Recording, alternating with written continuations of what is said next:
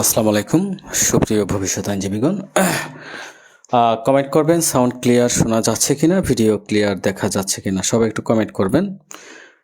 যারা যুক্ত আছেন, সাউন্ড ক্লিয়ার শোনা যাচ্ছে কিনা, ভিডিও ক্লিয়ার দেখা যাচ্ছে কিনা।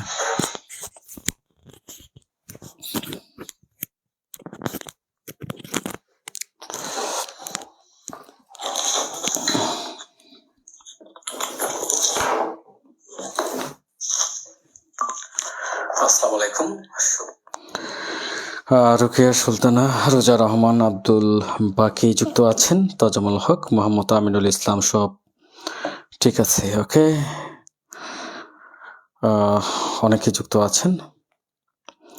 সাউন্ড ক্লিয়ার শোনা যাচ্ছে কিনা, ভিডিও ক্লিয়ার দেখা যাচ্ছে কিনা, একটু সবাই কমেন্ট করবেন। সুপ্রিয় ভবিষ্যৎ আইনজীবীগণ, আমরা আজ আলোচনা করব ধারা 23 থেকে 40 ধারা পর্যন্ত। দীপিকা ঘোষপূর্ণি, ওকে, ক্লিয়ার, সাউন্ড ক্লিয়ার আমরা শুনতে পাচ্ছি।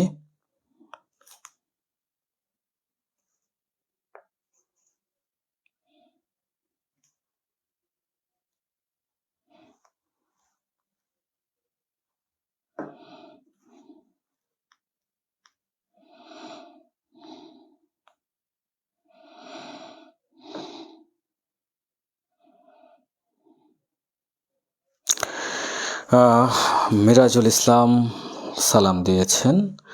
ওয়ালাইকুম আসসালাম, ভালো আছি আলহামদুলিল্লাহ। শিউর রহমান মায়ার বাঁধন, চাপাই নবাবগঞ্জ থেকে যুক্ত আছেন। ওকে, অনেকেই যুক্ত আছেন। আমরা দেখেন, এখানে আমরা মূলত 23 ধারা থেকে 29 ধারা পর্যন্ত যদি আপনারা যান, এখান থেকে একটি প্রশ্ন থাকতে পারে। এখানে প্যারা নেওয়ার কিচ্ছু নয়, জি ক্লিয়ার। ওকে, আক্তার হোসেন ক্লিয়ার। 23 ধারা থেকে 29 ধারা পর্যন্ত মোট একটি প্রশ্ন এখান থেকে থাকতে পারে। ওকে,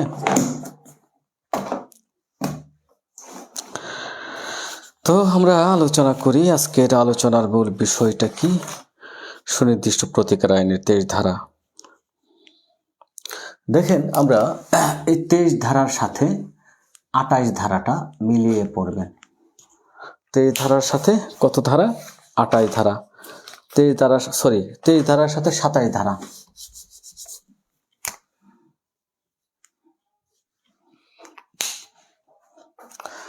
ওয়ালাইকুম আসসালাম, আবু হুরাইরা সাহেব, ভালো আছেন আশা করি। তো এই যে আমরা 23 ধারা থেকে একদম কোথা পর্যন্ত পড়ব? 30 ধারা। এখান থেকে একটা প্রশ্ন থাকবে। হ্যাঁ, এই জায়গাটা অনেক কঠিন মনে হবে আপনাদের, তবে বুঝতে পারলে একদম সহজ। কঠিন মনে হবে, বুঝতে পারলে একদম সহজ। দেখেন, 23 ধারাতে বলা হচ্ছে যে সকল ব্যক্তি সুনির্দিষ্ট কার্য সম্পাদন পেতে পারে। যে সকল ব্যক্তি সুনির্দিষ্ট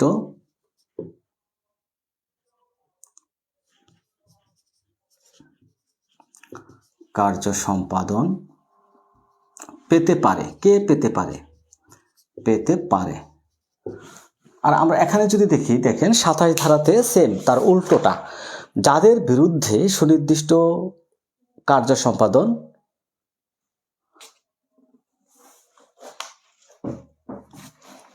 করা যায় না, অর্থাৎ যাদের বিরুদ্ধে সুনির্দিষ্ট কার্য সম্পাদন করা যাবে না।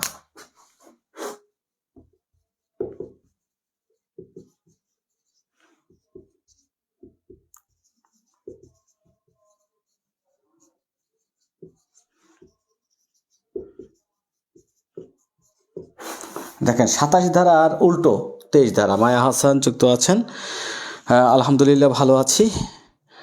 দেখেন, 27 ধারাটা হচ্ছে তার একটু উল্টা, অর্থাৎ এখানে আপনারা 23 ধারাতে যদি যান, যে সকল ব্যক্তি অর্থাৎ যাদের ক্ষেত্রে সুনির্দিষ্ট কার্য সম্পাদন, মানে যারা যারা পেতে পারে,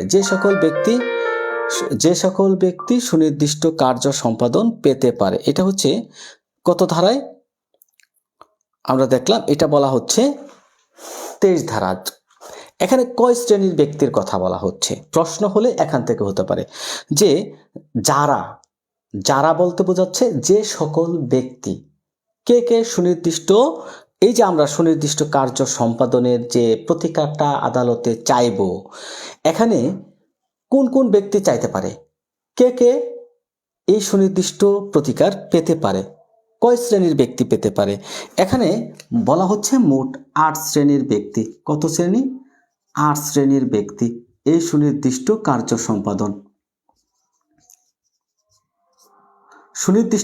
সম্পাদন পেতে পারে। 23 ধারাতে কি বলা হচ্ছে? আপনি বেশি প্যারা নেওয়ার কিচ্ছু নাই, সহজ জিনিসটা জানেন, আপনি এমসিকিউ এর জন্য এইটুকু জানলেই যথেষ্ট। 23 ধারাতে বলা হচ্ছে যে সকল ব্যক্তি সুনির্দিষ্ট কার্য সম্পাদন পেতে পারে, যারা সুনির্দিষ্ট কার্য সম্পাদন পেতে পারে, যে সকল ব্যক্তি সুনির্দিষ্ট কার্য সম্পাদন পেতে পারে।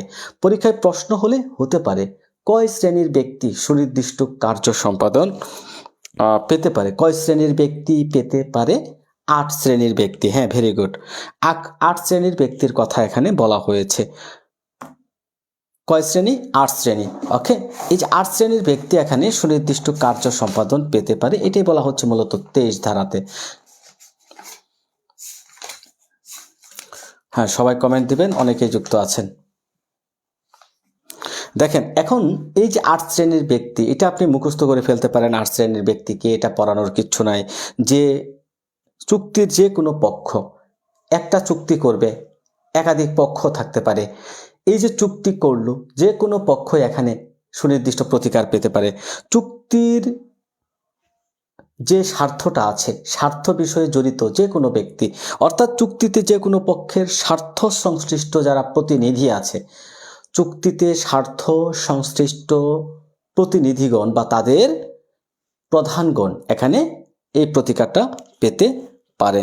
তারপর দেখেন, চুক্তির সুফল লাভের অধিকারী ব্যক্তি, অর্থাৎ একটা চুক্তি হবে, এই চুক্তির ফল বা সুফল কে কে লাভ করতে পারে, তারাও কিন্তু সুনির্দিষ্ট প্রতিকার পেতে পারে।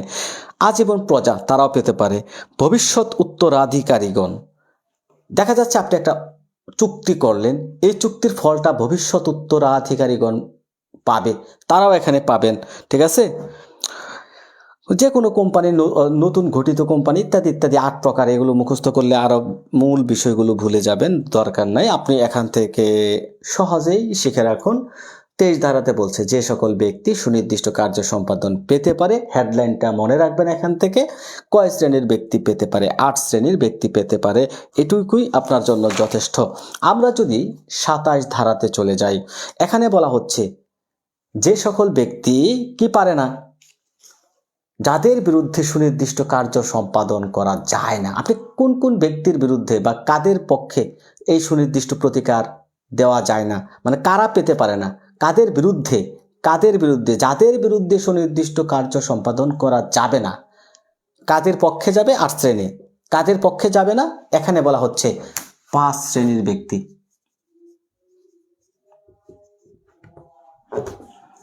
এই যে 5 শ্রেণীর ব্যক্তি, তাদের বিরুদ্ধে সুনির্দিষ্ট প্রতিকার প্রদান করা যাবে না। কয় শ্রেণী? এই যে 5 শ্রেণীর ব্যক্তি, যেমন যে কোনো পক্ষের বিরুদ্ধে, চুক্তির যে কোনো পক্ষের মাধ্যমে দাবিদার ব্যক্তির বিরুদ্ধে, সত্ত্বের অধীনে দাবিদারের বিরুদ্ধে, একত্রিত হয়ে যাওয়ার ফলে গঠিত কোম্পানির বিরুদ্ধে, এই যে 5 শ্রেণীর ব্যক্তি আছে, তাদের বিরুদ্ধে কি করা যাবে না?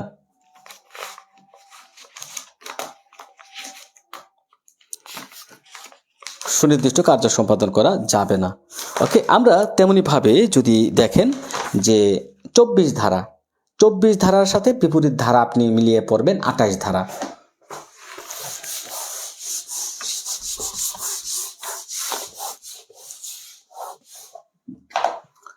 দেখেন, আপনারা 24-এর সাথে 28 ধারাটাও মিলিয়ে পড়বেন এইভাবেই। হ্যাঁ, সেম ভাবে মিলিয়ে পড়বেন।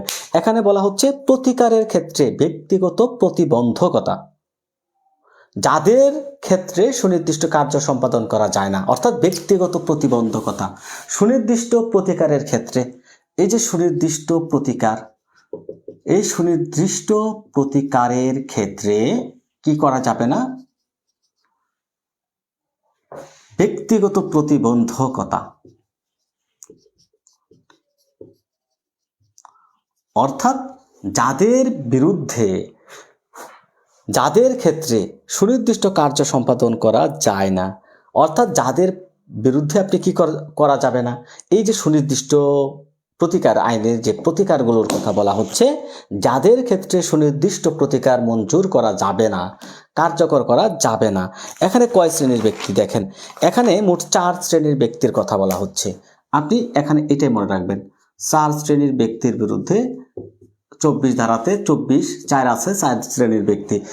যে চুক্তি ভঙ্গের জন্য ক্ষতিপূরণ আদায় করতে পারবে না, যে নিজে কোনো চুক্তির প্রয়োজনীয় শর্ত ভঙ্গ করে, যে ইতিমধ্যে নিজের প্রতিকার বেছে নিয়েছে, যে ব্যক্তি জানতো যে চুক্তির বিষয়বস্তু চুক্তি হওয়ার পূর্বেই কি বিলি বন্দোবস্ত হয়ে গেছে বা কার্যকর ছিল, এরকম যে ব্যক্তিগুলো আছে 4 শ্রেণীর ব্যক্তি, এই 4 শ্রেণীর ব্যক্তির বিরুদ্ধে কি করা যাবে না? সুনির্দিষ্ট কার্য সম্পাদন করা যাবে না। তেমনিভাবে দেখেন 28 ধারাতে আপনি যদি যান, যে পক্ষগণকে কার্য সম্পাদনে বাধ্য করা যাবে না, যে পক্ষগণকে সুনির্দিষ্ট কার্য সম্পাদন করতে বাধ্য করা যাবে না। এখানে কয় শ্রেণীর ব্যক্তির কথা বলা হচ্ছে দেখেন, 3 শ্রেণী। এই 3 শ্রেণীর ব্যক্তির বিরুদ্ধে সুনির্দিষ্ট কার্য, অর্থাৎ যে পক্ষগণকে কার্য সম্পাদনে আপনি বাধ্য করতে পারবেন না। কাদেরকে বাধ্য করতে পারবেন না? 3 শ্রেণীর ব্যক্তির কথা বলা হচ্ছে। এই 3 শ্রেণীর ব্যক্তির আপনি সুনির্দিষ্ট কার্য সম্পাদন, তাদেরকে বাধ্য করা যাবে না। যেমন বিবাদীকে দেওয়া যে কোনো প্রতিদান বিনিময় মূল্য খুব বেশি যদি অপর্যাপ্ত হয়, স্বল্প হয়, সেক্ষেত্রে আপনি তাদেরকে বাধ্য করতে পারবেন না। মানে অল্প স্বল্প একদম পর্যাপ্ত মিথ্যা বিবরণ, তথ্য গোপন, অসদাচরণের মাধ্যমে বিবাদের সম্মতি অর্জন করা হলে, দেখা যাচ্ছে আপনি বিবাদীকে কি করলেন, একটা মিথ্যা তথ্য দিয়ে একটা সুনির্দিষ্ট কার্য সম্পাদন করার জন্য চুক্তি করলেন। আপনি কিন্তু এই যে মিথ্যা বিবরণ, গোপন তথ্য ইত্যাদি দিয়ে তাকে প্ররোচিত করার মাধ্যমে আপনি একটা কাজ হাসিল করতে চাইলেন, তখন কিন্তু তাকেও আপনি বাধ্য করতে পারবেন না। ভুল তথ্য দ্বারা যদি কেউ প্রভাবিত হয়ে, ভুল তথ্যের মাধ্যমে যদি কেউ প্রভাবিত হয়ে এরকম করে, তাদেরকেও আপনি এখানে বাধ্য করতে পারবেন না। সো আমরা আবারও যদি দেখি, দেখেন 23 ধারাতে কয় শ্রেণীর ব্যক্তি? 8 শ্রেণীর ব্যক্তি, যে সকল ব্যক্তি সুনির্দিষ্ট প্রতিকার পেতে পারে। 27 ধারাতে যারা পেতে পারে না, যাদের ব্যক্তিগত প্রতিবন্ধকতা, যে সকল ব্যক্তি 24 ধারাতে বলা হচ্ছে সুনির্দিষ্ট প্রতিকার পাবে না, 4 শ্রেণী। যে পক্ষগণকে আপনি কার্য সম্পাদন করতে বাধ্য করতে পারবেন না, 3 শ্রেণী। আপনার মুখস্থ করা দরকার নাই, শুধু কয় শ্রেণী কয় ব্যক্তি এগুলো এখান থেকে শেখেন, আর কিছু শেখার দরকার নাই। সবচাইতে গুরুত্বপূর্ণ ধারা যদি আমি বলি, এখানে ধারা হচ্ছে 25 এবং 27 ক। এই অধ্যায়ের এইটুকুর মধ্যে সবচাইতে যদি আপনি গুরুত্বপূর্ণ ধারা দুইটা মনে করেন, 25 ধারাটা এবং 27 ক ধারাটা পড়বেন।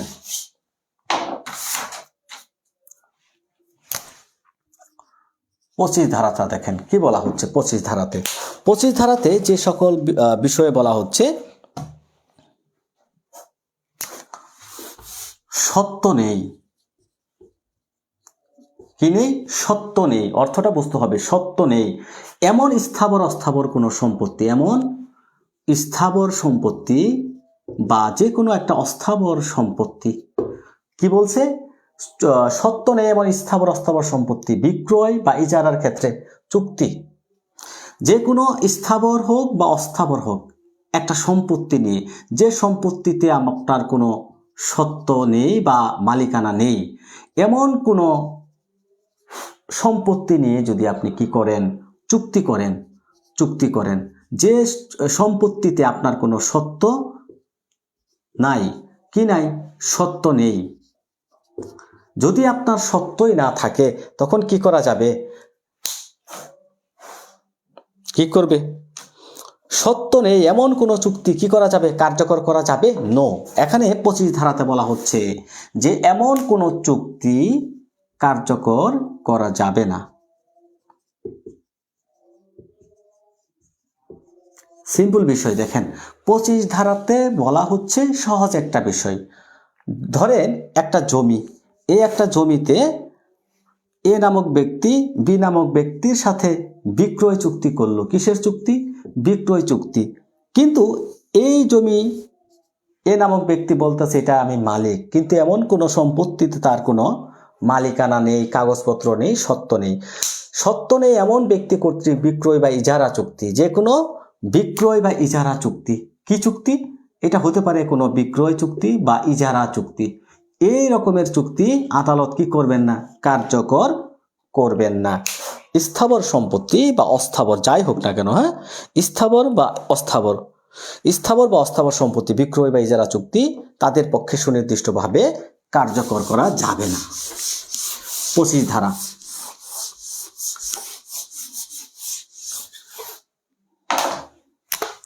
সাতাশের ক মোস্ট ইম্পর্টেন্ট একটা ধারা। 27-এর ক এর সাথে আপনারা একটু মিলিয়ে পড়ব। 21-এর ক, আমরা কিন্তু 21-এর কতে কি পড়েছি? যে অরেজিস্ট্রিকৃত চুক্তি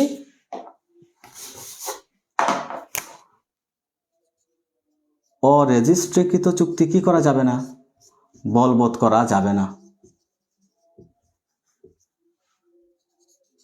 21-এর ক, 21-এর কতে আমরা কি পড়ছি, কি পড়েছিলাম 21-এর কতে একটু বলেন তো দেখি।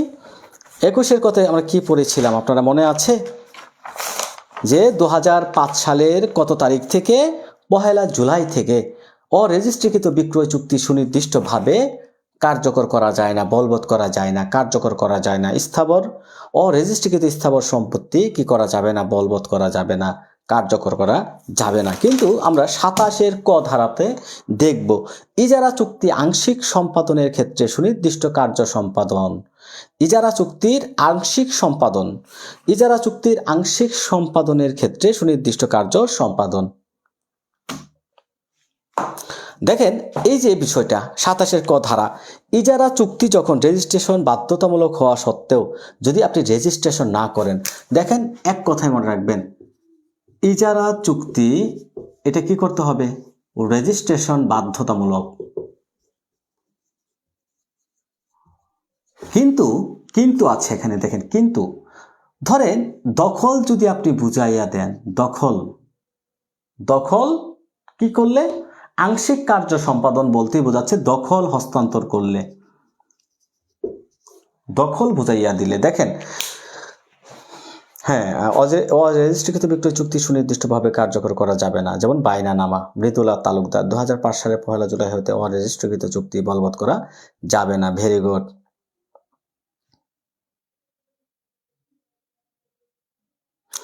দেখেন 27-এর কতে কি বলছে? ইজারা চুক্তির আংশিক সম্পাদনের ক্ষেত্রে সুনির্দিষ্ট কার্য সম্পাদন। এই যে ইজারা চুক্তি আপনি করলেন, এই ইজারা চুক্তি কিন্তু 1 বছরের বেশি যদি ইজারা হয় সেটা রেজিস্ট্রেশন বাধ্যতামূলক। কিন্তু ইজারা চুক্তি হওয়ার পরে যদি আপনি দখল অর্পণ করেন, দখলটা আপনি অর্পণ করে দেন, তখন কিন্তু এই চুক্তিটা কি করা যাবে? কি করা যাবে? তখন সুনির্দিষ্ট কার্য সম্পাদন করা যাবে। তখন এটা সুনির্দিষ্ট কার্য সম্পাদন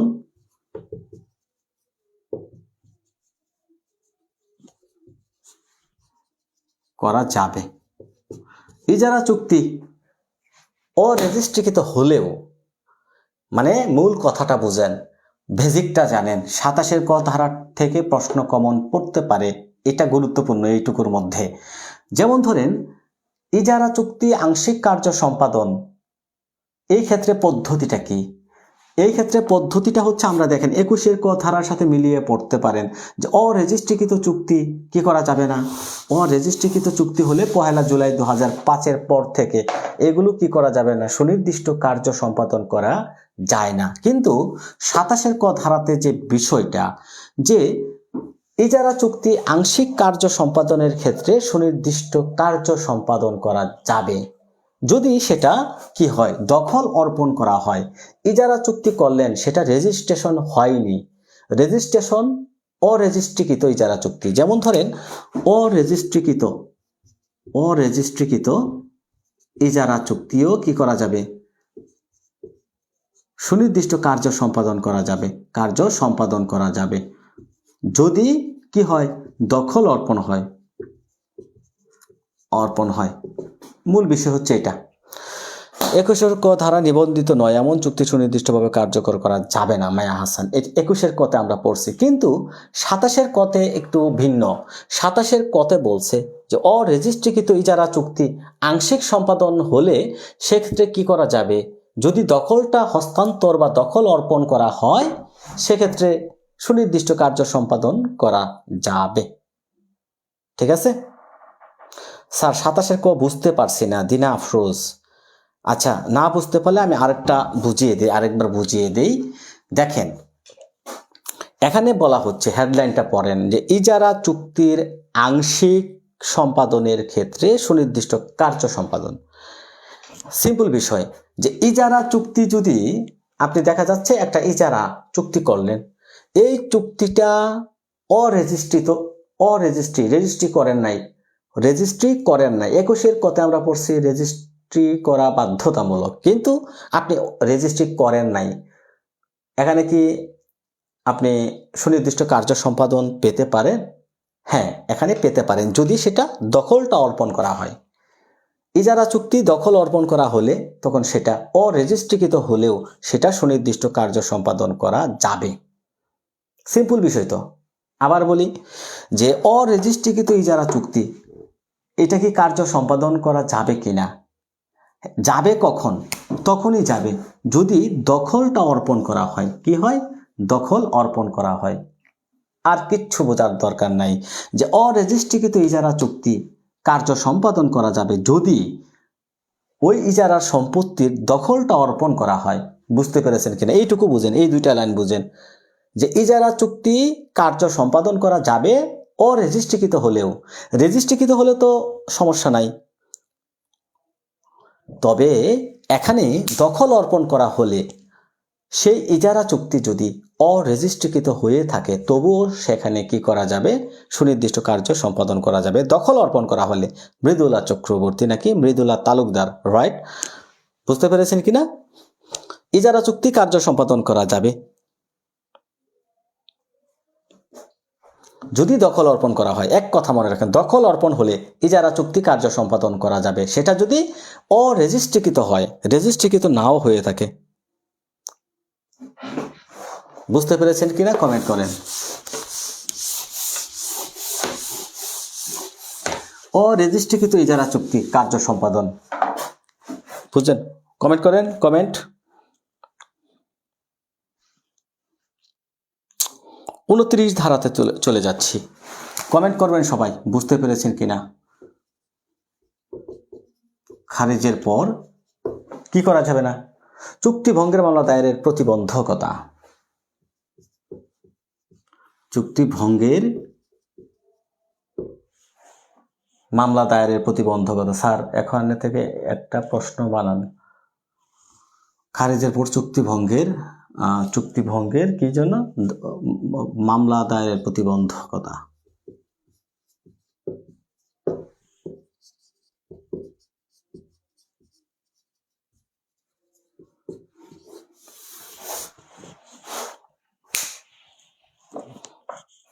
এখান থেকে ইজারা চুক্তি আংশিক সমাধান করে সুনির্দিষ্ট কার্য সম্পাদন করা যাবে। ধারা 27। হ্যাঁ, অরেজিস্ট্রিকৃত ইজারা চুক্তি কার্য সম্পাদন করা যাবে যদি দখল অর্পণ করা হয়। জে এম রুবি, চমৎকার, এক কথায় বুঝে ফেলছেন। জে এম রুবির কমেন্টটা সবাই পড়েন। জে এম রুবি, বুঝতে পেরেছেন? দেখেন, এই যে আমরা সুনির্দিষ্ট প্রতিকার চাইব, সুনির্দিষ্ট প্রতিকারের মামলা আদালত খারিজ করে দিলেন। আপনি নতুন করে ক্ষতিপূরণের মামলা করলেন।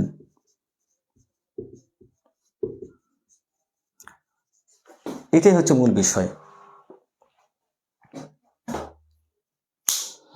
সুনির্দিষ্ট প্রতিকার আইন অনুসারে সুনির্দিষ্ট প্রতিকারের মামলা যদি আদালত খারিজ করে, আপনি কি নতুন করে ক্ষতিপূরণের মামলা দায়ের করতে পারবেন? নো। বিষয় এটাই যে 29 ধারাতে বলা হচ্ছে খারিজের পর চুক্তি ভঙ্গের মামলা দায়েরের প্রতিবন্ধকতা। এই যে খারিজের পর চুক্তি ভঙ্গের মামলা দায়েরের প্রতিবন্ধকতা মানে কি? মানে হচ্ছে একটা মামলা খারিজ হয়ে গেল, খারিজ একটা মামলা যখন 29 ধারাতে বলা হচ্ছে আপনি সুনির্দিষ্ট প্রতিকার চেয়ে যে কোনো একটা ক্ষতিপূরণের মামলা করলেন, সুনির্দিষ্ট প্রতিকার চাইলেন। কি চাইলেন? সুনির্দিষ্ট প্রতিকার। এই যে সুনির্দিষ্ট প্রতিকার চাইলেন আদালতে, আদালত সেই মামলাটা কি করলো? খারিজ করে দিল। আপনি পরবর্তীতে নতুন করে ক্ষতিপূরণের মামলা দায়ের করতে পারবেন না। নো। 29 ধারার মূল কথা এটা। দেখেন, প্রশ্ন হয়েছে একটা, সুনির্দিষ্ট প্রতিকার আইনের 29 ধারা অনুযায়ী চুক্তির সুনির্দিষ্ট প্রতিপালনের মামলা খারিজ হইলে বাদী অবশ্যই বারিত হবে। বাদী কি মামলা দায়ের করতে বারিত হবে? ঘোষণামূলক মামলা, ক্ষতিপূরণের মামলা, চিরস্থায়ী নিষেধাজ্ঞার মামলা, আদেশমূলক নিষেধাজ্ঞার মামলা। কি হবে উত্তর? যে সুনির্দিষ্ট প্রতিকার আইনের 29 ধারা অনুযায়ী চুক্তির সুনির্দিষ্ট প্রতিপালনের মামলা যদি খারিজ হয়, বাদী অবশ্যই এখানে কি মামলা দায়ের করতে বারিত হবে? ক্ষতিপূরণের মামলা দায়ের করতে বারিত হবে। এলএলবি হ্যানা যুক্ত আছেন। ওয়ালাইকুম আসসালাম যুক্ত। এত লেটে কেন এলএলবি হ্যানা?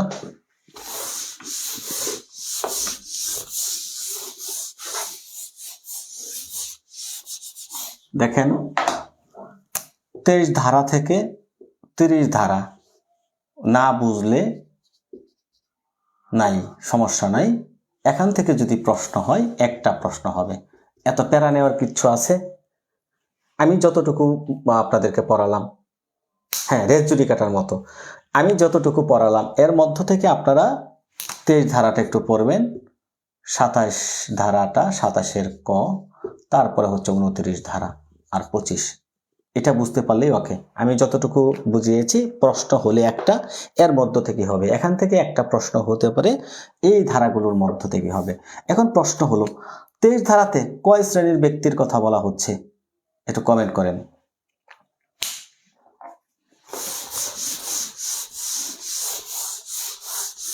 সবাই কমেন্ট করবেন, 23 ধারাতে কয় শ্রেণীর ব্যক্তির কথা বলা হচ্ছে?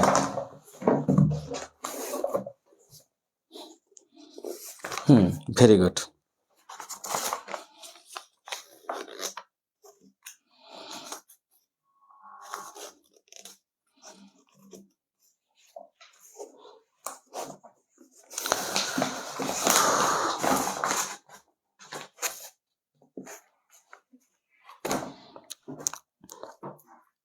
মৃদুলা চক্রবর্তী, দেখেন, আমরা আজকের আলোচনার সবচেয়ে গুরুত্বপূর্ণ যে বিষয়টুকু, দলিল সংশোধন, চুক্তি রদ,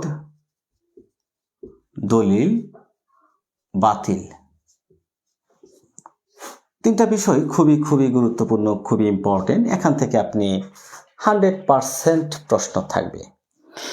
এই ধারাগুলো থেকে 100% এখানে প্রশ্ন মিস হওয়ার কোনো সুযোগ নেই। তাই আমি বলবো এই ধারাগুলো আপনাদেরকে ভালোভাবে বুঝতে হবে। তো প্রথম প্রশ্ন আপনারা ইতিপূর্বেও পড়েছেন, এই যে দলিল সংশোধন, চুক্তি রদ, দলিল বাতিল। সবাই একটু ধারাগুলো লেখেন তো দেখি, সবাই ধারাগুলো লিখেন। দলিল সংশোধন কত ধারা, চুক্তি রদ কত ধারা, দলিল বাতিল কত ধারা, একটু লিখেন। তারপরে আমরা বিস্তারিতভাবে আলোচনা করি। দলিল, আপনারা শুধু ধারাগুলো লেখেন একসাথে, কত কত কত, ধারাগুলো লেখেন একবারে, কারণ এটার মধ্যে আমরা সময়টা দেব। আমরা এখন 1 ঘন্টা আলোচনা করি, আর যতক্ষণ আলোচনা করি, আধা ঘন্টা শেষ, আর 1 ঘন্টা আলোচনা হবে এটার উপরে।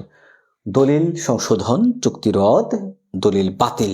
কারণ এই 3টা ধারা থেকে, এই 3টা বিষয় থেকে লিখিত এমসিকিউ, ভাইভা প্রত্যেকটা পরীক্ষায় প্রশ্ন হয়ে থাকে। ওকে, ভেরি গুড। আবু হুরায়রা কিন্তু দুর্দান্ত, দুরন্ত। আমি প্রশ্ন করব, আপনারা উত্তর করবেন। তো 31 ধারা, 35 ধারা, 39 ধারা, বলেন তো তামাদি মেয়াদ কত? তামাদি, দলিল সংশোধনের মামলার তামাদি কত, এইটার মামলার তামাদি কত, এই মামলার তামাদি কত? দেখি। Very good GM Ruby, 31, 35, 39। Very good. আমরা এর মধ্য থেকেই প্রশ্ন পাবো। মোহাম্মদ আমিনুল বলছেন 39 থেকে 41। বাহ, ভেরি গুড। 39 থেকে 41। Very good. প্রত্যেকটার তামাদিগুলো বলেন দেখি। দেখেন আপনারা এখান থেকে 31 থেকে 34, 35 থেকে 38 ও বাহ, ভেরি গুড। মাহমুদা খাতুন মনি, এটা কিন্তু আরো খুবই খুবই ভালো করেছেন। 31 থেকে 34, 35 থেকে 38, 39 থেকে 41। ভেরি গুড, ভেরি গুড, এটা আরো ভালো। তো এই তিনটা মামলার 313 কবির আহমেদ 313। ভেরি গুড, চমৎকার, ভেরি গুড। আপনারা প্রশ্নের উত্তরগুলো করেন। তাহলে 313 দেখেন একসাথে শিখে ফেলি, মুখস্থ হয়ে যাবে এখানেই আমি মনে করি আপনাদের এই বিষয়টা মুখস্থ হয়ে যাবে। সিরাজ খান সাহেব, বড় ভাই এত লেট কেন? আমি তো ক্লাস নিয়েছি 10:30, এত লেট করে আসলেন কেন? 35 ধারা 1 বছর। চুক্তি, যেখানে চুক্তি সেখানে যেখানে চুক্তি, দেখেন চুক্তি বলবৎ বলেন তো এটা কত অনুচ্ছেদ? চুক্তি বলবৎ এটা অনুচ্ছেদ কত? এটা বলেন তো দেখি, কে পারেন? চুক্তি বলবতের মামলা দায়েরের তামাদি মেয়াদ কত, অনুচ্ছেদ কত?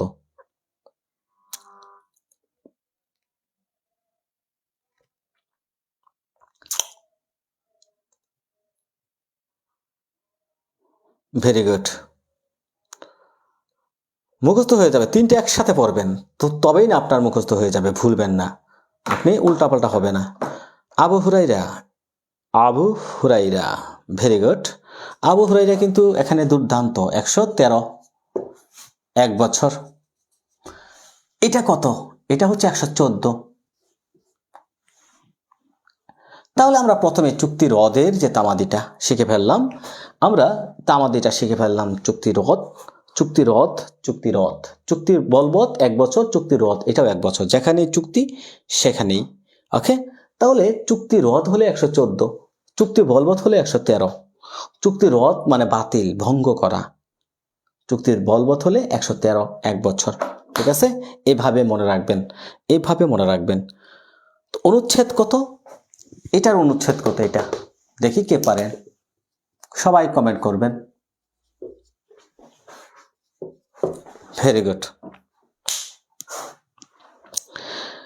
দেখেন সবচেয়ে গুরুত্বপূর্ণ বিষয়গুলো এখান থেকে আমাদের এসে গেল। আমরা এখন বিস্তারিত আলোচনা করি। গুরুত্বপূর্ণ বিষয়গুলো কিন্তু আমাদের এখান থেকে এসে গেল। প্রশ্ন কিন্তু এই যে এইটুকু আলোচনা করলাম না, এখান থেকে একটা কমন পেয়ে যাবেন।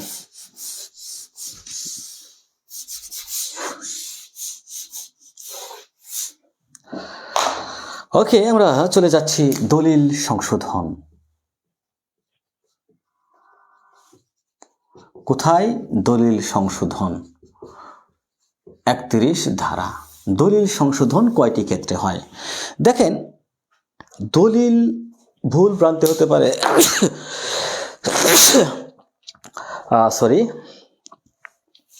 দলিলে ভুল ভ্রান্তি অনেক কিছু হতে পারে। পারস্পরিক ভুল হতে পারে, একটা দলিলের প্রকৃত উদ্দেশ্য প্রকাশ না হতে পারে। ধরেন এই এ নামক ব্যক্তি একটা দলিল করে দিল, একটা জমি নিয়ে, এই জমিটা নিয়ে একটা দলিল হলো। ধরেন এটা একটা দলিল কাকে করে দিল? বি নামক ব্যক্তিকে। এ নামক ব্যক্তি এই যে এখানে 10 শতক জমি আছে, বি নামক ব্যক্তিকে দলিল করে দিল। এখন বি নামক ব্যক্তি দলিল করে দিল এ নামক ব্যক্তির একটা জমি। এখন দেখেন এটা দাগ নাম্বার ধরেন 213, কিন্তু ভুলক্রমে এটা হয়ে গেল 113, ধরেন 113, ভুলক্রমে হয়ে গেল 113। এই যে একটা ভুল হলো, এই ভুলটার জন্য কিন্তু আপনি এই দলিলটা সংশোধন চাইতে পারবেন। যেমন ধরেন এখানে দলিল সংশোধনের কয়টা ক্ষেত্র আছে? 3টা ক্ষেত্রে। কয়টা? 3টি ক্ষেত্রে। কয়টা ক্ষেত্রে? দলিল সংশোধনের ক্ষেত্র হচ্ছে তিনটি ক্ষেত্রে দলিল সংশোধন করা যায়। দলিলটা যদি প্রতারণার মাধ্যমে সৃষ্টি হয়, তাহলে প্রতারণার মাধ্যমে যদি সৃষ্টি হয়, এই যে দলিল, এই দলিলটা যদি কি হয় প্রতারণার মাধ্যমে সৃষ্টি, এই দলিলটা যদি প্রতারণার মাধ্যমে সৃষ্টি হয়, যেমন ধরেন এ নামক ব্যক্তি 213 দাগে জমি লিখে দেওয়ার কথা, কিন্তু তিনি প্রতারণামূলকভাবে 113 দাগে জমি লিখে দিল, প্রতারণা হলো। অথবা 10% জমি লিখে দেওয়ার কথা, এখানে বি নামক ব্যক্তি কি করলেন, এই 10% লিখে নিলেন, পাশাপাশি আরেকটা জমি আছে 5%, 15% জমি লিখে নিলেন। এটা যদি প্রতারণার মাধ্যমে একটা দলিল সৃষ্টি হয়, তখন কিন্তু ওই দলিলটা পক্ষগণের মধ্যে যে কোনো পক্ষ সংশোধন চাইতে পারে। দলিলের পক্ষগণের পারস্পরিক ভুল থাকলে, পক্ষগণের যদি এখানে পারস্পরিক ভুল থাকে, পারস্পরিক ভুল, তখনও কিন্তু দলিলটা সংশোধন করা যাবে। এবং এই যে দলিল, এই যে একটা দলিল, এই যে দলিলের যে উদ্দেশ্য আছে, উদ্দেশ্য, এই দলিলের সঠিক উদ্দেশ্য যদি ব্যাহত হয়, দলিলের উদ্দেশ্য সঠিকভাবে যদি প্রকাশ না হয়,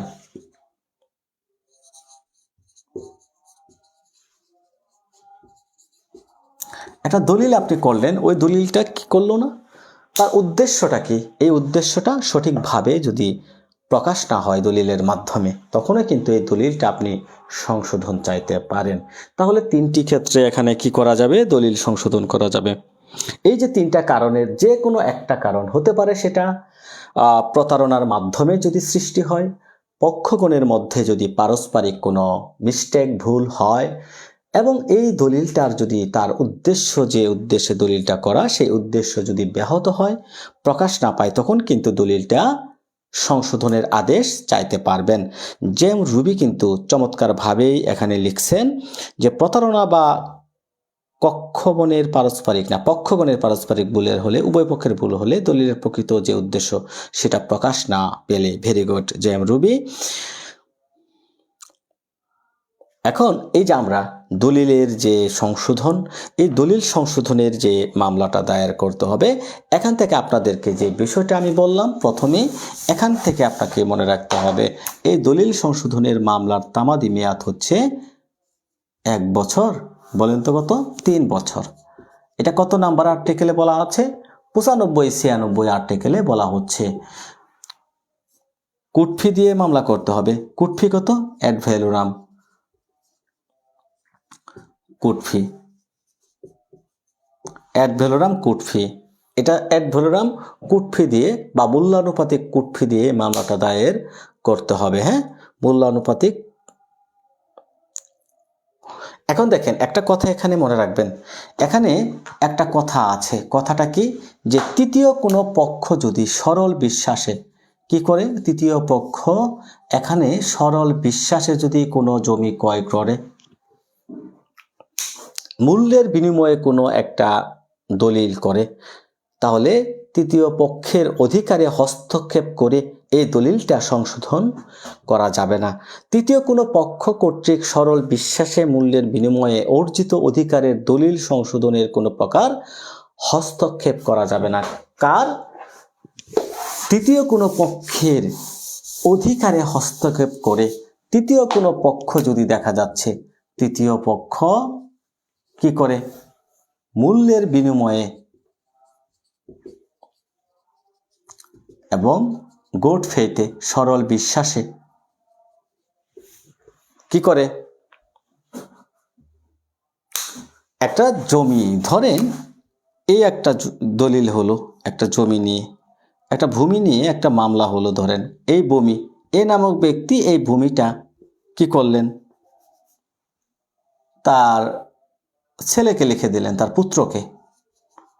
পুত্রকে লিখে দেওয়ার পরে এই জমিটা দেখা যাচ্ছে আবার বি নামক ব্যক্তির কাছে লিখে দিলেন। এখন বি নামক ব্যক্তি কি করলো, এই জমিটা আবার সি নামক ব্যক্তির কাছে হস্তান্তর করলো।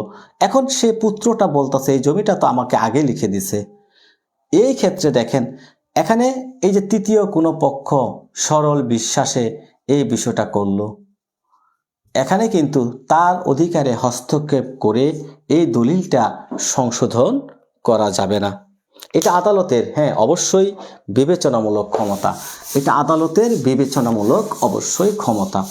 এখানে আমরা দেখেন 32 ধারাটা দেখেন, পক্ষগণের ইচ্ছা সম্পর্কে অনুমান।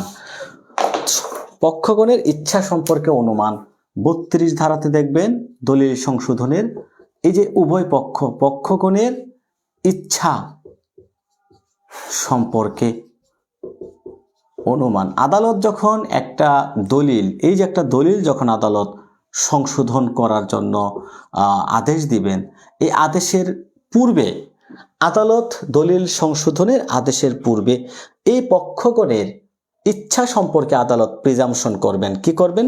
প্রিজাম্পশন করবেন, অনুমান করবেন। এখানে এই দলিলটার উদ্দেশ্যটা কি ছিল? এটা কি ন্যায়পর ও সুবিবেচনামূলক চুক্তি সম্পাদন, অর্থাৎ লিখিত চুক্তি সম্পাদনের জন্য চুক্তিটির প্রকৃত উদ্দেশ্যটা কি? এটা অবশ্যই হতে হবে ন্যায়পর ও সুবিবেচনামূলক। ন্যায়পর সুবিবেচনামূলক।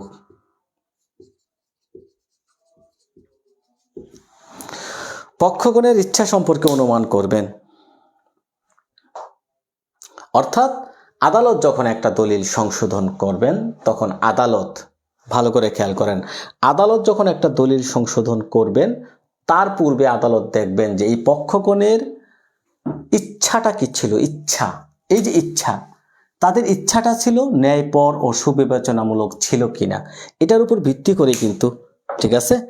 শিমুল সুলতানা লিখছে প্রতারণা মাধ্যমে দলিল সমেত হলে ভুলের কারণে দলিল সংশোধন করে লিখিত, হ্যাঁ, ভেরি গুড। 33 ধারাটা মোস্ট ইম্পর্টেন্ট। দেখেন প্রিন্সিপাল অফ রেস্টিফিকেশন, সংশোধনের মূলনীতি সম্পর্কে কোথায় বলা হয়েছে? সংশোধনের মূলনীতি, দলিল সংশোধনের মূলনীতি,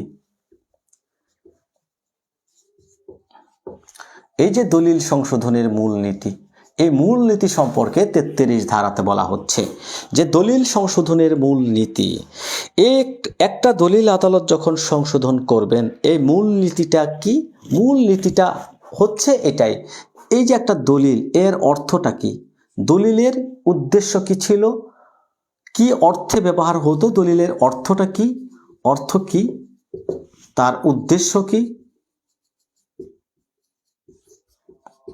এবং দেখেন দলিলের ভাষা সম্পর্কে এখানে তাদের অভিপ্রায় কি ছিল, দলিলের ভাষাটা কি ছিল, ভাষা সম্পর্কে পক্ষগণের কি অভিপ্রায় ছিল, অভিপ্রায়। মূলনীতিগুলোর মধ্যে অন্যতম হচ্ছে এই যে একটা দলিল আদালত সংশোধন করবেন, মূলনীতি, দলিল সংশোধনের মূলনীতি সম্পর্কে কোথায় বলা আছে, এরকম একটা প্রশ্ন হয়েছিল। অর্থাৎ আদালত যখন একটা দলিল সংশোধনের আদেশ দিবেন, এই দলিলের ভাষাটা কি ছিল, দলিলের উদ্দেশ্যটা কি ছিল, অর্থটা কি ছিল, বা দলিলের ভাষা সম্পর্কে এই পক্ষগণের কি একটা অভিপ্রায় ছিল, এগুলোর উপর ভিত্তি করেই কিন্তু আদালত কি করবেন, একটা দলিল সংশোধনের আদেশ দিবেন, যেহেতু এটা তার স্বেচ্ছাধীন ক্ষমতা, আদালতের স্বেচ্ছাধীন ক্ষমতা। সো এখানে একটা দলিল যখন আদালত সংশোধনের আদেশ দিবেন, পক্ষগণের মধ্যে দেখবেন এই দলিলটা আগে দেখবেন যে দলিলের অর্থটা কি, এর কি উদ্দেশ্য বহন করে, দলিলের ভাষা সম্পর্কে পক্ষগণের অভিপ্রায় কি ছিল, মোটিভ কি ছিল ইত্যাদি সম্পর্কে আদালত কি করবেন।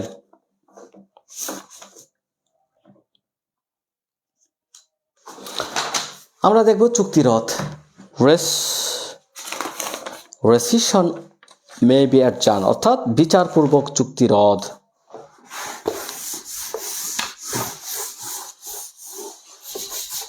পঁয়ত্রিশ ধারাতে চলে যাচ্ছি সবাই। 35 ধারাতে চুক্তিরোধ। দেখেন চুক্তিরোধটা কি আগে বলতে হবে। চুক্তিরোধ অর্থাৎ চুক্তিটা ভঙ্গ করা। চুক্তি ভঙ্গ, আপনি আমার সাথে, ভালো করে খেয়াল করবেন, আপনি আমার সাথে একটা চুক্তি করেছেন, এই চুক্তিটা আপনি আদালতে কি করতে চাচ্ছেন, চুক্তিটা ভঙ্গ করতে চাচ্ছেন। চুক্তিটা রদ করতে চাচ্ছেন। রদ মানে ভঙ্গ করা, হ্যাঁ, রদ মানে চুক্তি, রদ মানে ভঙ্গ করা, বাতিল করতে চাচ্ছেন একটা চুক্তি, হ্যাঁ, রদ মানে বাতিল করতে চাচ্ছেন। দেখেন এখানেও তিনটা ক্ষেত্রে আদালত কি করতে পারে, বিচারপূর্বক একটা চুক্তি রদ করে দিতে পারে। আদালত বিচার করার পূর্বেই তিনটি ক্ষেত্রে কি করতে পারে, এই যে চুক্তিটা রদ করতে পারে। কি কি ক্ষেত্র? যেখানে চুক্তিটি বাতিলযোগ্য কিংবা বাদী দ্বারা বাতিলযোগ্য, যেখানে এই চুক্তিটা কি, চুক্তিটি বাতিলযোগ্য বা বাদী কর্তৃক অবসানযোগ্য। একটা চুক্তি যেখানে বাদী কর্তৃক বাতিলযোগ্য বা বাকি দেখেন বাদী কর্তৃক অবসানযোগ্য, বাদী না,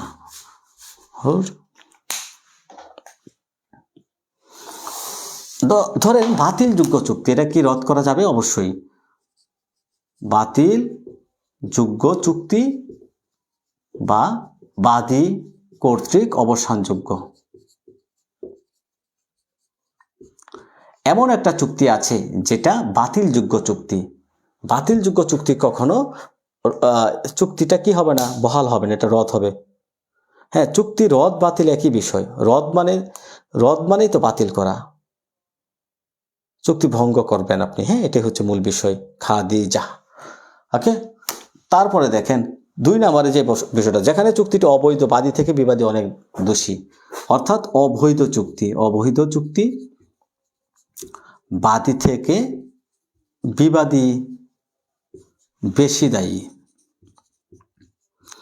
একটা অবৈধ চুক্তি, ধরেন আপনার সাথে আমার একটা চুক্তি হলো, এমন একটা চুক্তি যেটা অবৈধ।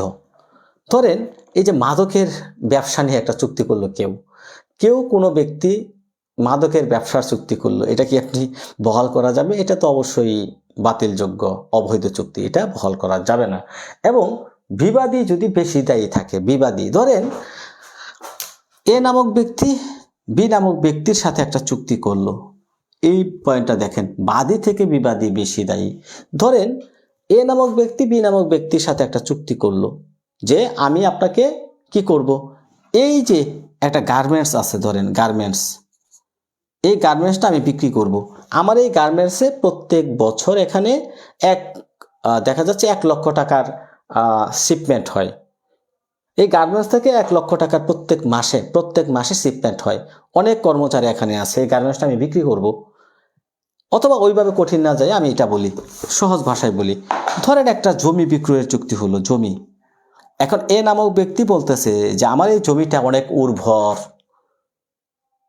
উর্বর জমি, কিন্তু এই পাশ দিয়ে একটা নদী আছে, এই নদী ভেঙে এই জমিটা প্রত্যেক বছর ফসল নষ্ট হয়। এটা তিনি গোপন রাখছে, এ নামক ব্যক্তি গোপন রেখে এই জমিটা বিক্রয়ের চুক্তি করলো। বি তা জানতো না, এখন বি কি করতেছে, চুক্তি রদ চাইলো। বি হচ্ছে বাদী। তাহলে আদালত দেখবেন যে তিনি গোপন করে, সত্যটা গোপন করে, ভুল তথ্য দিয়ে এই চুক্তিটা তিনি করেছেন। তো বাদী যখন এই মামলাটা করবেন চুক্তি রদ করার জন্য, আদালত দেখবেন যে বাদীর চাইতে বিবাদী বেশি দায়ী কিনা। হ্যাঁ, অবশ্যই দায়ী, যেখানে তিনি অসত্য কথা বলে, তথ্য গোপন করে যদি কোনো চুক্তি করেন, আদালত যদি দেখেন যে না, বাদীর চাইতে বিবাদী বেশি দায়ী, সেক্ষেত্রে চুক্তিটা রদ করে দিবেন।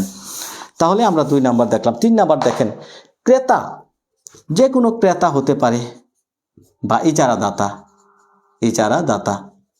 ক্রেতা বা ইজারাদাতাকে আদালতের ক্রয় মূল্য প্রদানের যে আদেশ দেন, ক্রয় মূল্য প্রদানের আদেশ দিলে ক্রয় মূল্য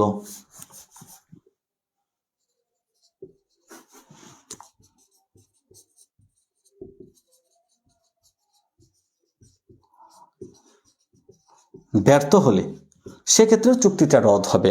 অর্থাৎ দেখেন 3 নম্বর যে পয়েন্টটা, যে ক্রেতা বা ইজারাদারকে আদালত ক্রয় মূল্য প্রদানের যে আদেশ দেন তা পরিশোধে ব্যর্থ হলে, সেটা দিতে ব্যর্থ হলে, যেমন ধরেন আমি আপনার সাথে একটা চুক্তি করলাম, এটা বাড়ি বিক্রয়ের চুক্তি, কথা ছিল আপনি আমাকে 6 মাসের মধ্যে টাকা পরিশোধ করলে আমি আপনাকে এই বাড়িটা বিক্রি করব।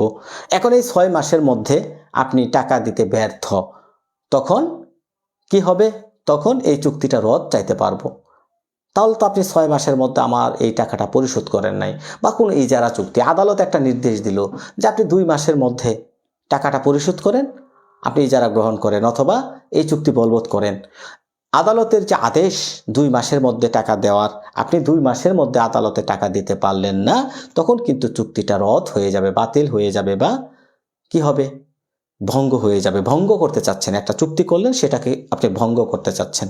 এটি হচ্ছে মূল বিষয়। ঠিক আছে? তাহলে দেখেন 35 ধারা চুক্তি রদ, 3টি ক্ষেত্রে আপনি চুক্তি রদ। হ্যাঁ, এটা যদি বাতিলযোগ্য চুক্তি হয় বা বাদী কর্তৃক অবসানযোগ্য হয়, অবৈধ চুক্তি হলে বা বাদী থেকে বিবাদী বেশি দায়ী হলে ক্রেতা ইজারাদাতাকে আদালত যে ক্রয় মূল্য প্রদানের নির্দেশ দেন সেটা দিতে ব্যর্থ হলে ঠিক আছে, স্বার্থ সংশ্লিষ্ট যে কোনো ব্যক্তি মামলা করতে পারে। Very good. এই চুক্তি রদের মামলাটা কত দিনের মধ্যে দায়ের করতে হবে, কত অনুচ্ছেদে? সবাই একটু কমেন্ট করেন। চুক্তি রদের মামলার তামাদি মেয়াদ কত? সবাই একটু কমেন্ট করবেন। সিম্পল বিষয়, বেশি কিছু না।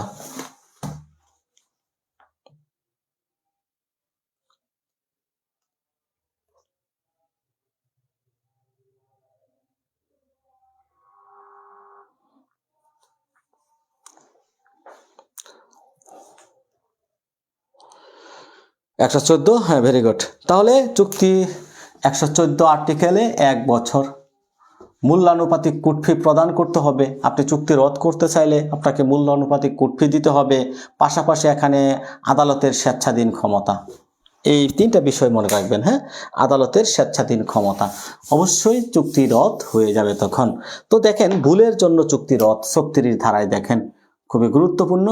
ভুলের জন্য চুক্তি রদ করা যাবে না। ভুলের জন্য চুক্তি রদ করা যাবে না যদি না পূর্বাবস্থায় কি না আসে, পূর্ব অবস্থায় কি করা না যায়, পুনঃপ্রতিষ্ঠিত করা না যায়। পুনঃপ্রতিষ্ঠিত।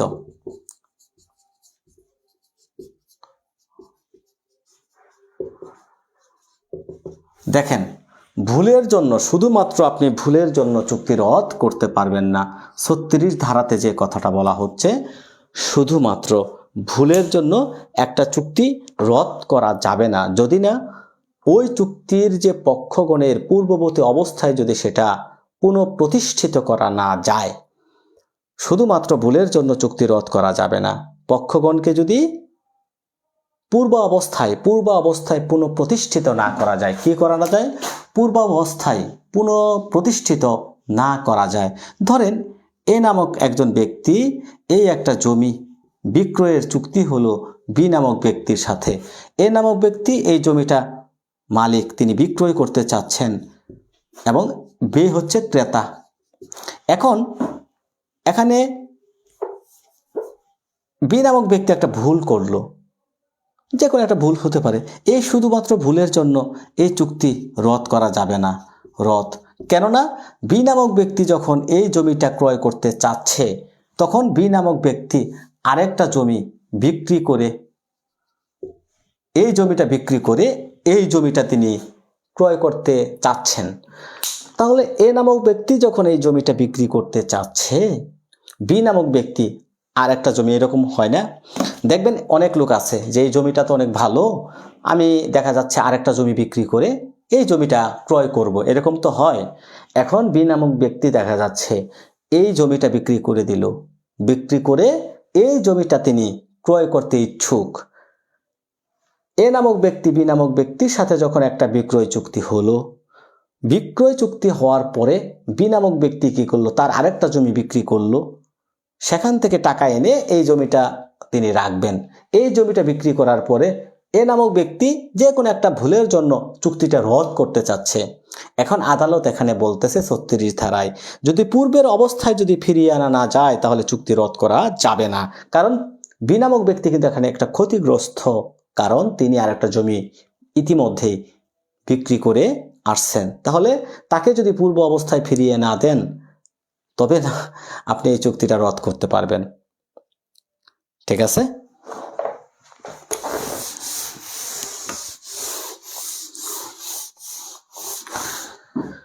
এখান থেকে আর কোন ধারাটা পড়তে হবে?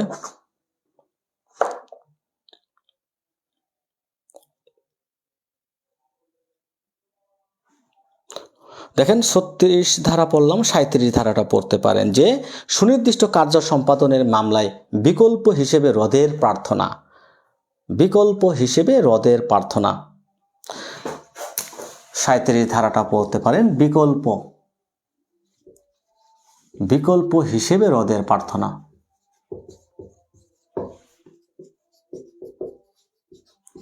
এটা মূলত আপনি এখান থেকে চুক্তি বলবতের কথা, যে বিষয়টা চুক্তি বলবৎ আমরা 12 ধারাতে পড়ি। এই যে চুক্তি বলবৎ যদি না করা যায়, এ নামক ব্যক্তি যখন একটা জমি বিক্রয়ের চুক্তি করলো বি নামক ব্যক্তির সাথে, যে কোনো কারণে এই চুক্তিটা বলবৎ করা যাচ্ছে না, এই চুক্তিটা বলবৎ করা যাচ্ছে না, তখন আদালত কি করবে? বিকল্প হিসেবে এটা রদ, যে কোনো একটা বিকল্প পদ্ধতিতে এটা রদ করে দিতে পারেন। এবং 38 ধারাতে দেখেন একটা গুরুত্বপূর্ণ কথা বলছে। 38 ধারাতে চমৎকার একটা কথা বলছে। 38 ধারাতে একটা গুরুত্বপূর্ণ কথা বলছে যে বিকল্প হিসেবে রদের প্রার্থনা করা যাবে, তবে রদকারীর পক্ষ থেকে, যে যিনি রদ চাচ্ছেন তার পক্ষ থেকে, যেমন ধরেন চুক্তির দুইটা পক্ষ থাকে, একটা হচ্ছে এই পক্ষ আর একটা হচ্ছে ধরেন বি পক্ষ। একটা চুক্তি হলো, এই চুক্তির মধ্যে এ নামক ব্যক্তি চুক্তি করার পরে তিনি রদ চাচ্ছেন একটা, যে আমি এই চুক্তিটা বলবৎ করতে চাচ্ছি না মাননীয় আদালত, আমি এটা রদ চাচ্ছি, বিনিময়ে আমার যদি কিছু ক্ষতিপূরণ দিতে হয় আমি ক্ষতিপূরণ দিতে ইচ্ছুক। যখন এ এবং বি তাদের মধ্যে একটা চুক্তি হবে এবং এই চুক্তি হওয়ার ফলে বি নামক ব্যক্তিতে একটা ক্ষতি হয়েছে, এ চাচ্ছে আমি রদ করব, তাহলে বি এর তো কিছু ক্ষতি হয়েছে না? ক্ষতি রদ কে চাচ্ছে? এ চাচ্ছে, তাহলে এ হচ্ছে বাদী। এ নামক ব্যক্তি রদ চাচ্ছে, তাহলে এ নামক ব্যক্তি হচ্ছে এই মামলার বাদী। এখন তিনি রদ চাচ্ছেন যে আমি যে চুক্তিটা করছি, আমি এই চুক্তিটা বলবৎ করতে চাচ্ছি না, আমি এটা রদ চাচ্ছি। তাহলে এই চুক্তিটা ভঙ্গের ফলে বি নামক ব্যক্তির কিন্তু একটা ক্ষতি হবে। এখন আদালত বলবে যে আপনি রদ চাচ্ছেন, আপনি বাদী, তখন আপনি বাদী, এখানে কি করতে হবে? ক্ষতিপূরণ দিতে হবে। তখন বাদীর তরফ থেকে বিবাদীকে কি করা হবে? এই চুক্তিটা রদ হওয়ার কারণে একটা ক্ষতিপূরণ, অর্থাৎ চুক্তি যার পক্ষ থেকে রদ হয়, যিনি চুক্তিটা রদ চাচ্ছেন তার পক্ষ থেকে ক্ষতিপূরণ দিতে হবে অপর পক্ষকে কি দিতে হবে? চুক্তি রদ যিনি চাচ্ছেন তিনি ক্ষতিপূরণ দিবেন অপর পক্ষকে। সহজ বিষয়, এটা 38 ধারা। চুক্তি যিনি রদ চাইবেন তার তরফ থেকে ক্ষতিপূরণ দেওয়া হবে অপর কোনো পক্ষকে। ঠিক আছে? যিনি চুক্তিটা রদ চাইবেন, অপর পক্ষের ক্ষতি হলে আদালত কি করবেন? অপর পক্ষকে ক্ষতিপূরণ দেওয়ার নির্দেশ দিবেন। যদিও আমাদের সুনির্দিষ্ট প্রতিকার আইনে ক্ষতিপূরণের কোনো বিধান নেই, তবুও এই 38 ধারাতে এখানে বলা হচ্ছে আদালত ইচ্ছে করলে চুক্তি রদের পাশাপাশি অপর পক্ষকে ক্ষতিপূরণ প্রদানের নির্দেশ দিতে পারেন। সো যিনি চুক্তিটা রদ চাইবেন তার তরফ থেকে অপর পক্ষকে ক্ষতিপূরণ দেওয়ার আদেশ আদালত দিবেন। হ্যাঁ, ন্যায় বিচারের স্বার্থে আদালত ক্ষতিপূরণের আদেশ দিবেন। আমরা চলে যাব 40 ধারা, দলিল বাতিল। দেখেন একটা দলিল কি হতে পারে? ভুয়া হতে পারে, জাল বানোয়াট হতে পারে না?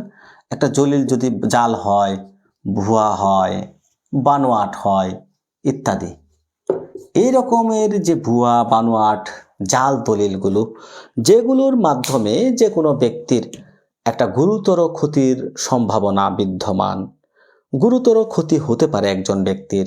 ওই দলিলটা যদি বাতিল না করা হয় তাহলে একজন ব্যক্তির কি হতে পারে, গুরুতর ক্ষতির কারণ হতে পারে। সেক্ষেত্রে আদালত কি করবেন, দলিল বাতিলের আদেশ দিবেন। কি দিবেন, দলিল বাতিলের আদেশ দিবেন। কয়টি কারণে দলিল বাতিল করা যায় কমেন্ট করবেন।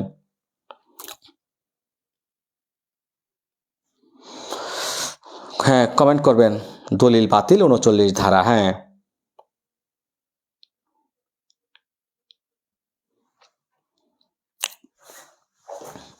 কয়টি কারণে কমেন্ট করেন। যে দলিলটি বাতিল বা বাতিলযোগ্য,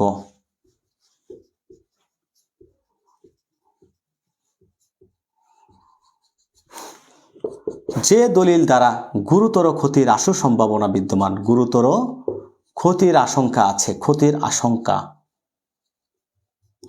একটা দলিলের মাধ্যমে যদি গুরুতর ক্ষতির আশঙ্কা থাকে, মায়া হাসান বলছেন 5টি। কি কি কারণ 5টি কমেন্ট করবেন, যে দলিল বাতিলের কারণ 5টা একটু লিখবেন মায়া হাসান। তো এই যে কোনো ব্যক্তির বিরুদ্ধে কোনো বাতিল বা বাতিলযোগ্য দলিল সৃষ্টি হওয়ার পর সেটা যদি অপূরণীয় ক্ষতি, গুরুতর ক্ষতি, অপূরণীয় ক্ষতির আশু সম্ভাবনা বিদ্যমান থাকে, আশঙ্কা থাকে, তখন দলিলটি বাতিল না করলে ভবিষ্যতে মারাত্মক ক্ষতির সম্ভাবনা বিদ্যমান থাকে। সেক্ষেত্রে আদালত কি করতে পারেন, একটা দলিল বাতিল করে দিতে পারেন।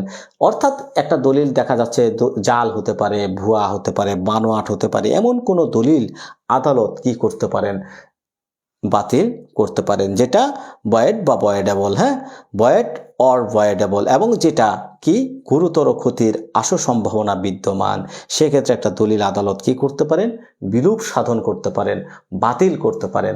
যখন একটা দলিল যে কোনো ব্যক্তির গুরুতর ক্ষতির আশঙ্কা বিদ্যমান থাকে, ধরেন একটা জাল দলিল কেউ সৃষ্টি করলো, এরকমের ধরেন এই একটা জমি, 5 শতক একটা জমি আছে। ধরেন করিম নামক একজন ব্যক্তি হচ্ছে এটার মালিক।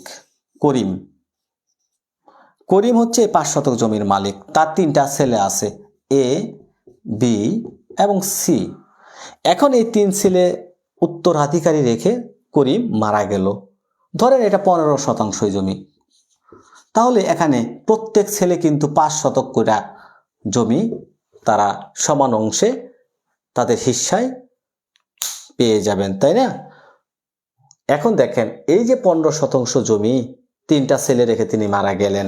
এখন বড় ছেলে কি করলেন, তিনি একটা দলিল বাহির করলেন মারা যাওয়ার পরে, এবং তিনি বলতেছেন যে এই যে জমিটা, এই যে দলিলটা তার বাবা জীবিত থাকা অবস্থায় তাকে লিখে দিয়ে গেছে।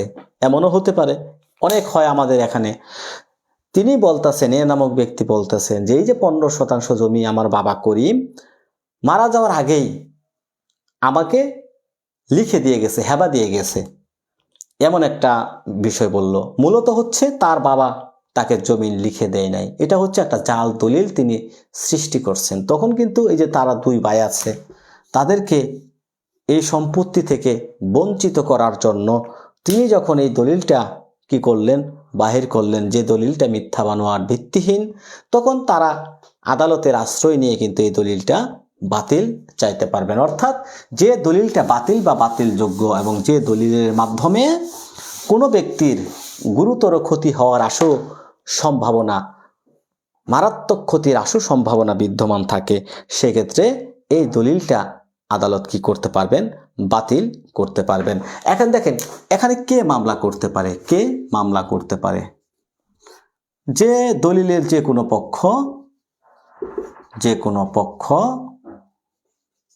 এমনকি এবং যে ব্যক্তির গুরুতর ক্ষতির সম্ভাবনা আছে, সেই ব্যক্তি এখানে কি করতে পারেন, যে ব্যক্তি যার দলিলের যে কোনো পক্ষ, এমনকি ওই দলিলটা যদি বাতিল না করা হয়, এটার মাধ্যমে যে কোনো ব্যক্তির ক্ষতির আশু সম্ভাবনা বিদ্যমান থাকলে যে কোনো পক্ষই ইচ্ছা করলে এখানে যে কোনো পক্ষ ইচ্ছা করলে দলিল বাতিলের মামলা দায়ের করতে পারেন। এই মামলাটা কত দিনের মধ্যে দায়ের করতে হবে? এই মামলাটা দায়ের করতে হবে 3 বছর হচ্ছে তামাদি মেয়াদ লিমিটেশন অ্যাক্টের 91 অনুচ্ছেদে বলা হয়েছে। এখানে মামলাটা করতে হবে, কোর্ট ফি হচ্ছে অ্যাড ভ্যালুরাম মূল্যানুপাতিক। এটা আদালতের স্বেচ্ছাধীন ক্ষমতা ব্যবহার করে এটা দিয়ে থাকেন।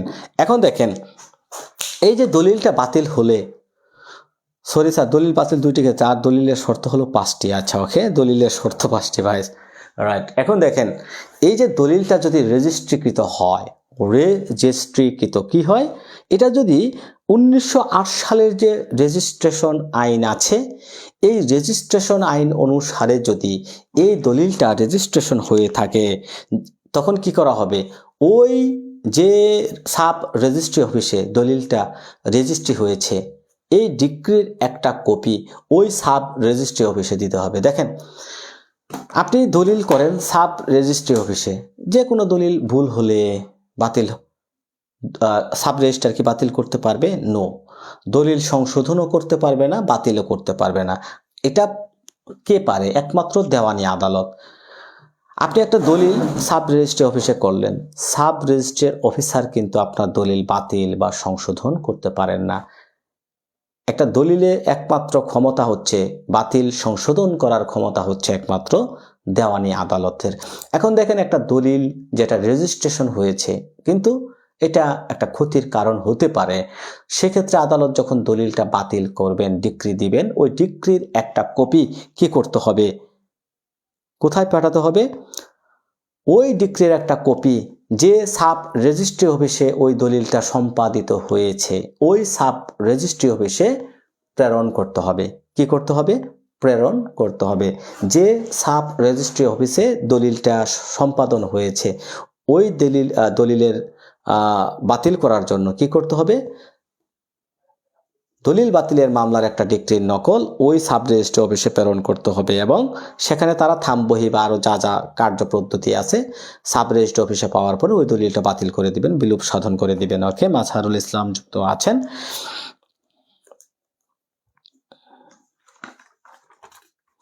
এখন দেখেন, আমরা দলিল আংশিক বিলুপ করা যেতে পারে। হ্যাঁ, যে দলিল আংশিকভাবে বিলুপ করা যেতে পারে 40 ধারাতে দেয়।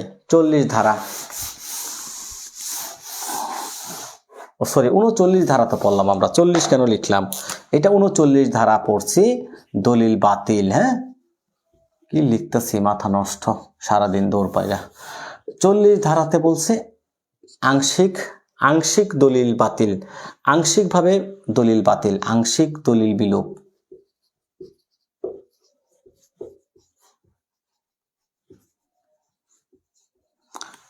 আংশিকভাবে দলিল বিলোপ, আমরা কিন্তু ইতিপূর্বে 40 লিখছিলাম, ভুল।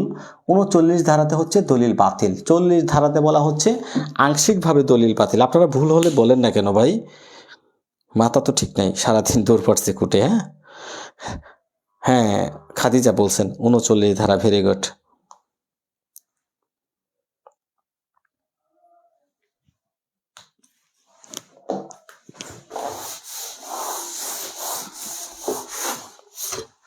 দেখেন, একটা দলিল যখন বিভিন্ন খণ্ডে বা বিভিন্ন অধিকার বা বিভিন্ন বাধ্যবাধকতার সাক্ষ্য হয়, একটা দলিল যখন বিভিন্ন খণ্ডে হয়, বিভিন্ন বাধ্যবাধকতার সাক্ষী হয়, বিভিন্ন অধিকার থাকে, অর্থাৎ একটা দলিলে যখন দেখা যাচ্ছে বিভিন্ন খণ্ডে হতে পারে না, বিভিন্ন খণ্ড, একটা দলিলে বিভিন্ন খণ্ড হতে পারে, যে কোনো একটা খণ্ড আদালত ইচ্ছা করলে বাতিল করতে পারেন।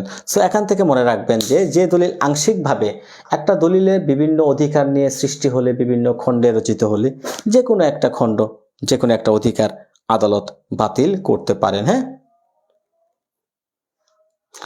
এই যে আমরা 38 ধারা পড়লাম না, 38 ধারার সাথে 41 ধারাটা মিলিয়ে পড়তে পারেন। 38 ধারার সাথে 31 ধারা সেম বিষয়। 38 ধারাতে কি পড়েছিলাম? যে রদ চাইবে তার তরফ থেকে অপর পক্ষকে ক্ষতিপূরণ দিতে হবে, অপর পক্ষকে ক্ষতিপূরণ দিতে হবে। সেম বিষয় 38 ধারাতে পড়লাম। সেম ভাবে 41 ধারাতেও সেই বিষয়টাই বলা হচ্ছে। দেখেন, যে পক্ষের বিরুদ্ধে দলিল বাতিলের ডিক্রি প্রদান করা হয় সে পক্ষকে আদালত ন্যায় বিচারের স্বার্থে ক্ষতিপূরণ প্রদানের নির্দেশ দিবেন। অর্থাৎ দলিল বাতিলের আবেদনকারী ক্ষতিপূরণ দিবে বিরুদ্ধ পক্ষকে। এখন যে পক্ষের আবেদনে দলিল বাতিল হয়েছে সেই পক্ষকে অপর পক্ষ সেই পক্ষের নিকট থেকে ক্ষতিপূরণ নিয়ে অপর পক্ষকে প্রদানের আদেশ দিবেন।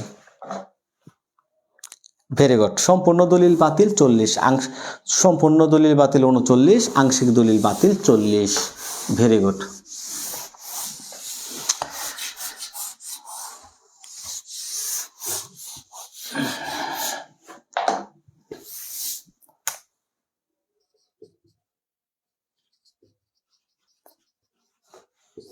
আগামীকাল সারাদিন আপনারা অ্যাসাইনমেন্ট দিবেন 1 ধারা থেকে 41 ধারা পর্যন্ত। আগামীকাল মঙ্গলবার, বুধবার হচ্ছে এমসিকিউ পরীক্ষা। ভালোভাবে এখন প্রস্তুতি নেন। একটা ধারা ভালোভাবে বারবার মুখস্থ করে ফেলেন। এখন তো আপনার সময় আছে, আমি যা পড়াচ্ছি ওইটার মধ্যেই থাকেন। তো বুধবার এমসিকিউ পরীক্ষা 1 থেকে 41 ধারা পর্যন্ত ভালোভাবে প্রস্তুতি নেবেন, যেন কোনো প্রশ্ন মিস না হয়। আপনি যেন 30 নাম্বারের পরীক্ষা হবে, 30 থেকে যেন আপনি 100% 30 নম্বর এখানে পান, ওইভাবে পড়েন। তাহলে 1 ধারা থেকে 41 ধারা। আগামীকাল অ্যাসাইনমেন্ট জমা দিবেন, সারাদিন পড়বেন, বেশি পড়া লাগবে না, 2 থেকে 3 ঘন্টা পড়েন সন্ধ্যার পর। আগামীকাল ক্লাস নাই, আগামীকাল 2 থেকে 3 ঘন্টা ভালোভাবে সুনির্দিষ্ট প্রতিকার আইনের 1 থেকে 41 ধারা ভালোভাবে পড়েন, লিখেন, বারবার পড়েন। স্যার জজ কোর্ট তো বন্ধ, এত তারা কেন? ও আমাকে জিজ্ঞাসা করলেন। তারা বলতে দেখেন, ফৌজদারি মামলাও তো থাকে, তাই না? অনেক মামলা ছিল, জামিন, ফাইলিং, আরও তো অনেক কাজ থাকে, সাক্ষী থাকলে তো বুঝেনি। তো আপনাদের দোয়া, অল্প বয়সে যে এত ব্যস্ত থাকে, এটা আল্লাহর উপর লাখ লাখ কোটি কোটি শুকরিয়া।